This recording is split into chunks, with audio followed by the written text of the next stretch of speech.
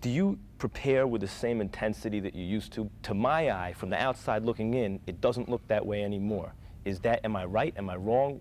Has anything changed? You're If right so, and what? wrong. You're right and wrong. Sometimes I get so much hogwash going around me, and I just need a break, and I just can't focus, so I can't even really get into what I'm about. And sometimes I just need to be away.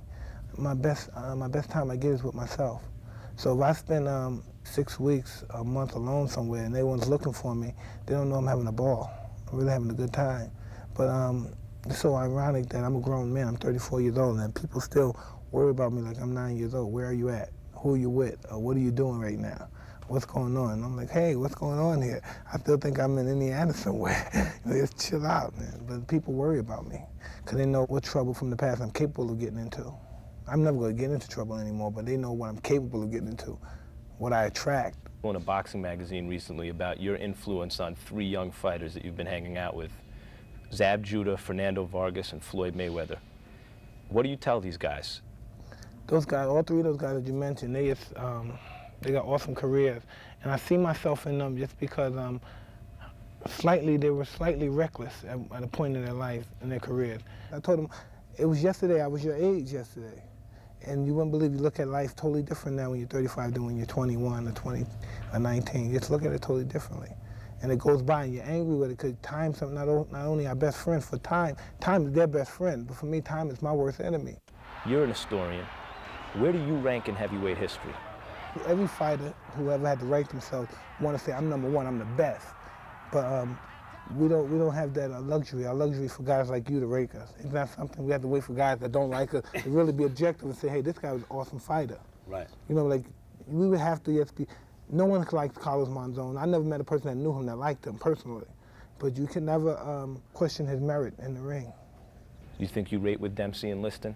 I don't know, I want to sometimes, but sometimes I have such a high opinion of those guys. I never really put myself in those guys. I can't think of another fighter who's gone this deep into his career, never ever having been the underdog in a fight. But if you fight Lennox Lewis, I spoke to somebody who makes betting lines in Vegas. They said they'd open you 3-1 or 4-1 underdog. If I fight Lennox Lewis, that's why it should be just such an awesome display of fighting, because what I have to prove. And that's what basically that's what fighting comes down to, these grown men proving something. What do you see in Lennox that you think you can exploit, that makes you think you can beat him? I just think I could beat him. I just feel it in my heart. I think the average person believes that I'm a nut and I deserve whatever happened to me. That's what I believe. You know, you just hear what people say about me. You don't look in their eye and look in the core of them. You don't even know what you're a young man. If you win the title again, it puts you in the Ali, Joe Louis, Jack Johnson, your idols level. How do you prepare and control it for a fight like this? Well, that's very that's interesting that you put me in the league with those illustrious fighters. But I've proved since my career, I've surpassed them as far as my popularity. I'm the biggest fighter in the history of the sport. If you don't believe it, just check the cash register. I'm angelic, but still I'm just scum. But I'm angelic, and I take the both, and I just deal with the both. Do you feel there's some sort of hypocritical state in the media? No, I'm at the state of the game. Death in the family at a young age, or premature death. He's not a nigga. A nigga, the death is the only freedom a nigga knows. You know what I mean? Because death can't be as bad as just smiling when you're not happy, sweating when you're not hot, scratching when you're not eating. What do you feel about the way you're perceived, even by black entertainers like Chris Rock or Jamie Foxx, who recently in his HBO stand-up essentially was saying, he said something like, if Mike Tyson came in here right now, you'd be nervous. It'd be like a pit came in without a leash. I mean, that must be an alienating feeling for you. No, it's not. You know what it is? It shows that even though they come across as being